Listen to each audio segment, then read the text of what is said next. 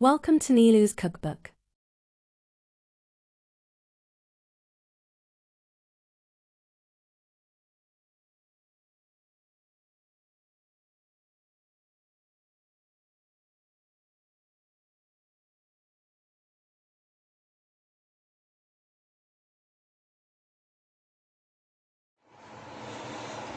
এখানে আটা দিয়েছি তিন কাপ, ইস্ট দিলাম 1.5 টেবিল চামচ,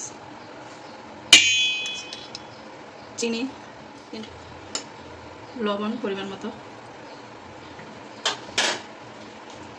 তেল 1 টেবিল পরিমাণ,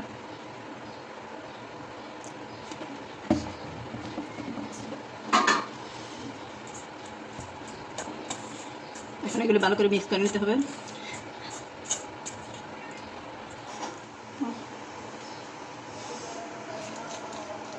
কেন হালকা কুসুম গরম পানি দিয়ে অবশ্যই গুলাইতে হবে।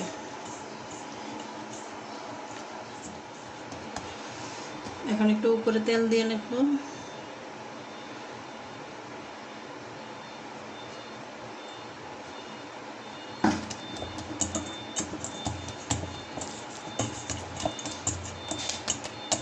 এখন ডেকে দেবো।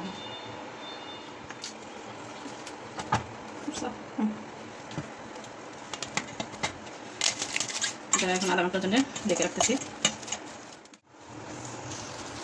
20 মিনিট পরে এই অবস্থা আমাদের।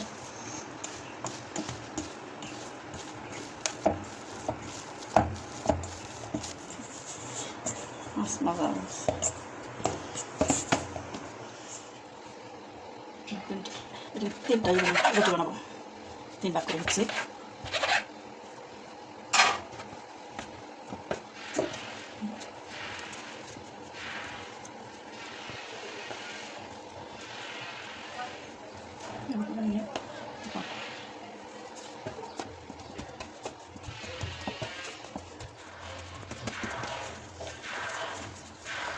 এইভাবে যতটুকু করা যায়, এটা হলো পেশোয়ারি রুটি, চা দিয়ে খেতে সেই।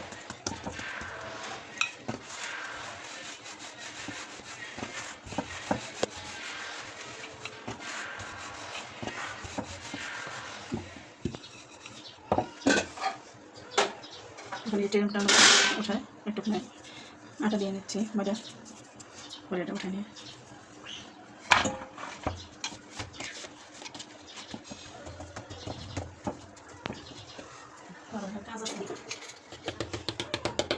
যে কোনো একটা কাঁটা চামচ দিয়ে এভাবে করে দিতে হবে।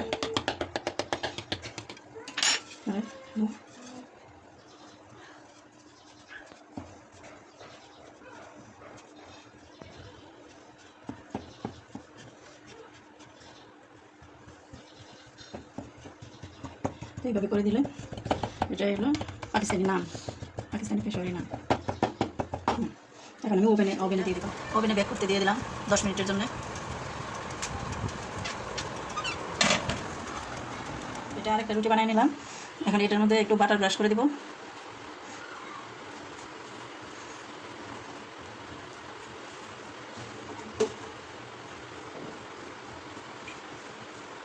একটু বাটার ব্রাশ করে এখন একটু কালি জিরা দিয়ে দিব।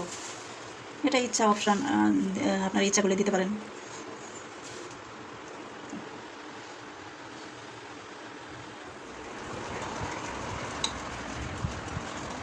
এখন একটু বের করে দেবো, হয়ে গেছে।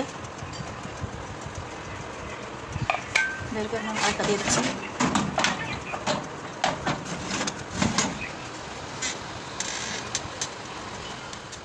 এখন এটার মধ্যে একটু বাটার ব্রাশ করে নেব।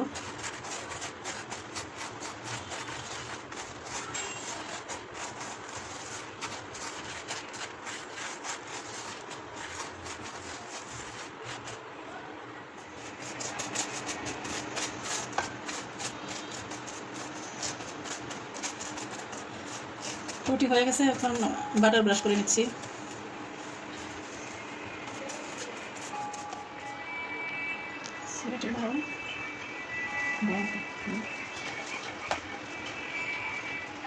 নরম তেল তুলে এটা চা দিয়ে খেতে বেশি মজা হবে।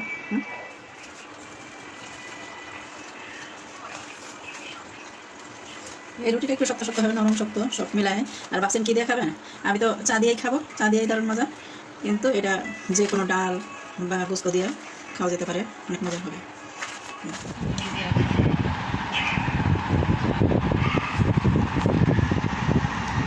যে রুটি এখন এই চা দিয়া মজা।